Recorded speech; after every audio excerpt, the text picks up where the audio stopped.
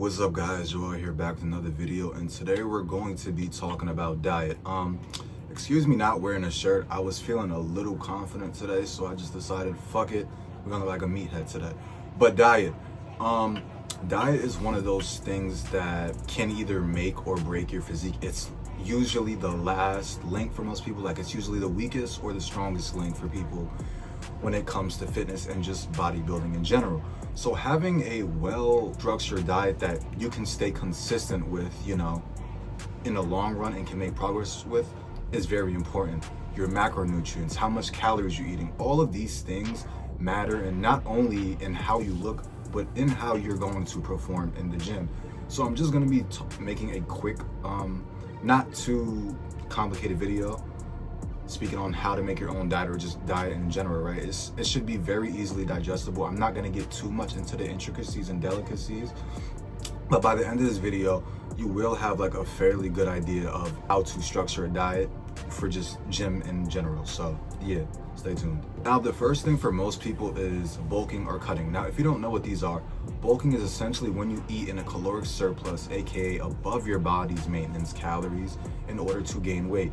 This is incredibly effective at building muscle, and this is most people's approach to building muscle throughout the year. Most people bulk or clean bulk for like 8 to 9 months with mini cuts in between to put on muscle, and then they cut down for summer. Bulking, or a clean bulk / main gain, is absolutely optimal for building muscle. You can build muscle in other diet phases like cutting, which I'm about to get to, but it is most optimum through lean bulking. Now, as for cutting is the exact opposite. Cutting is what you do once you've built up strong points in your physique, you've built up enough muscle to have something to show for. And once you have something to show for, once you've built up the amount of muscle that you want to show off your physique or whatnot, you drop the calories. You eat less calories than your maintenance in order to lose fat over time. Now, generally, there is some muscle loss when you go on a cut, but depending on how slow you take it, as well as how high your protein intake is, as well as just how intelligent you are with the cut and how hard you train, you can actually keep muscle loss very fucking minimal if you do it right. So now that you know what bulking and cutting is, you need to know what your maintenance calories are. Now, your maintenance calories are exactly what it sounds. It's the amount of daily calories you need to continue to eat in order to maintain the same weight. This is why when you eat above it, you gain weight. You eat below it, you lose weight. So the simplest way to find out what your maintenance calories are is, there's a lot of ways. There are several websites, but a simple way, you can just get your body weight and multiply it by 15, and this will give you a rough estimate as to where your maintenance calories are. Now, there is going to be a lot of variance with this, or some variance for most people, right?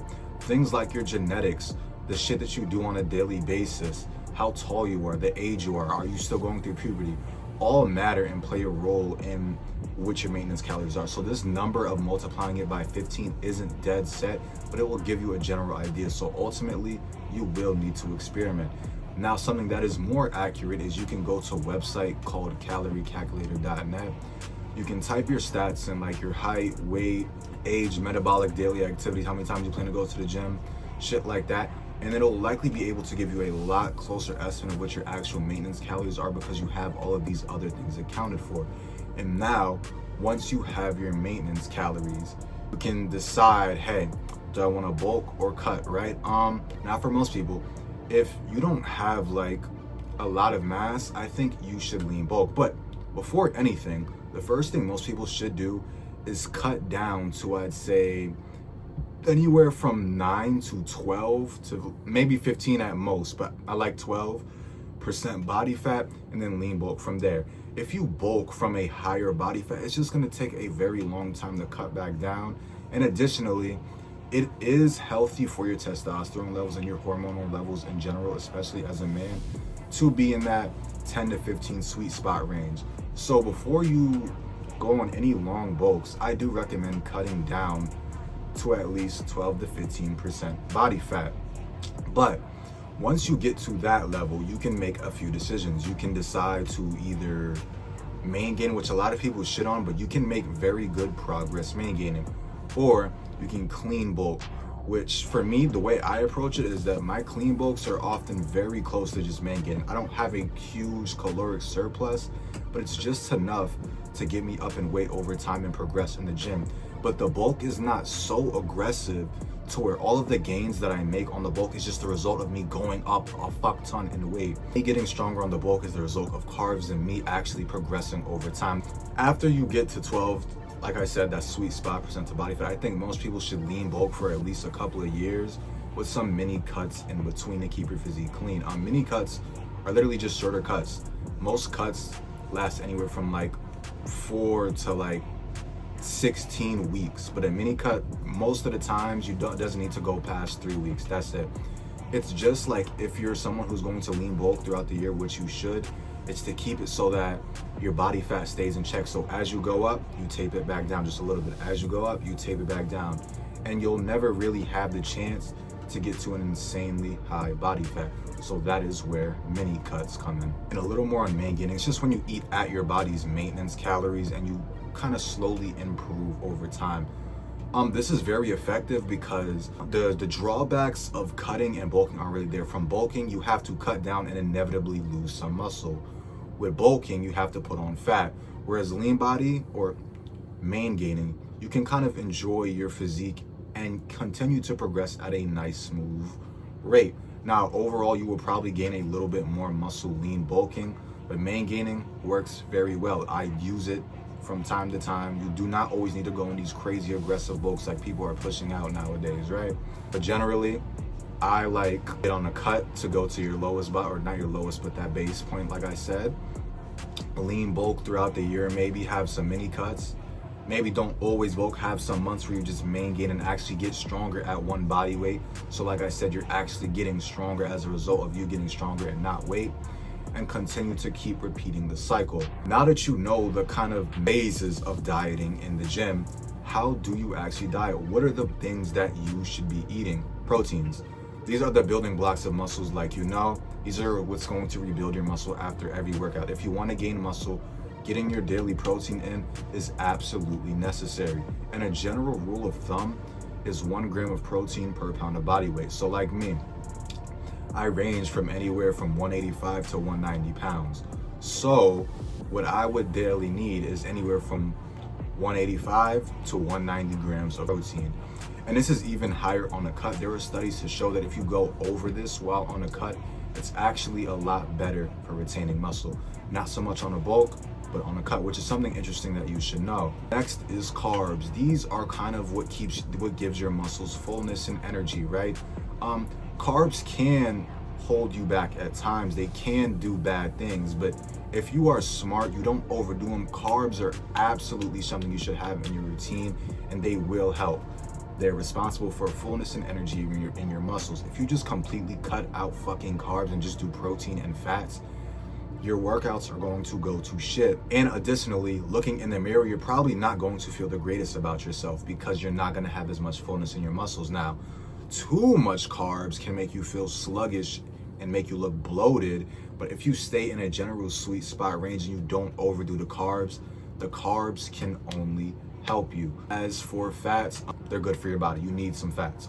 Don't need like a crazy amount, but you'll generally get some fats from the same sources that you get your protein and your carbs in. So you're gonna get fats from like your potatoes. You're gonna get fats from your meat, but you're also gonna get fats from your greens and shit like that as well. As for your main proteins that you should be eating, it should be things like steak, chicken, any type of meat, fish, eggs, beans. Things that are nutrient dense with tons of vitamins are essential for any diet. The benefit of eating these nutrient dense things is that all of these extra vitamins that they're packed with are beneficial for your daily functions.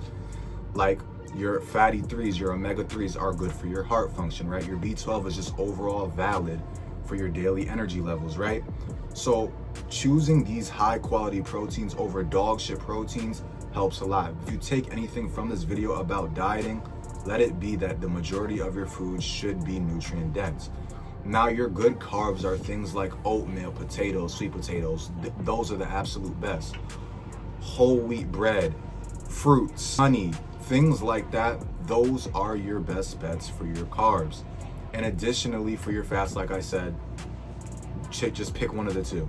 But now, as in how you should distribute your fats and proteins and shit like that, you generally want to have, I'd say, 40% protein, 40% carbs, and then 20% fats. And you don't really need to track this too heavy. Like, if you're a beginner lifter and you're not planning to compete yet, and you do not need to immediately get to single-digit body fat, which is something you'll only ever need to do if you want to compete, you really don't need to track your shit too hard. But generally, for most people, a handful and a half of protein, a handful of carbs, and then half a handful of fats, and you have a solid placed out meal. Like, a very common, easy meal to go about is chicken, brown rice, and then a little bit of broccoli, or steak, potatoes, and avocado, or like steak, eggs, and avocado, right? Shit like that. Just have a balanced meal where 3 main macronutrients that I mentioned are generally proportioned well and high quality, and you will see progress in your physique and just the way you feel as well. I'm saying not to track. Tracking definitely does help you keep on track and just make more progress in general, but it's generally not necessary. But if you are somebody that wants to track your calories, an amazing app is MyFitnessPal. You can just type in what you're eating, like the specific brand, the food that you're eating, like a can of tuna. It'll give you all the macronutrients throughout the day, and you can low-key create a diet through that. You can get on a diet regimen, right? Put in the foods you plan to eat, see the calories, the macronutrients, balance it out to fit your goals and your maintenance calories, as well as your protein, your daily protein intake. And that's pretty much how you can make a diet. The dieting is not very hard. So we've pretty much covered the phases of dieting, what you need to eat, how to do it. Let me make something clear. When it comes to gym dieting, you do not need an incredibly fucking strict diet.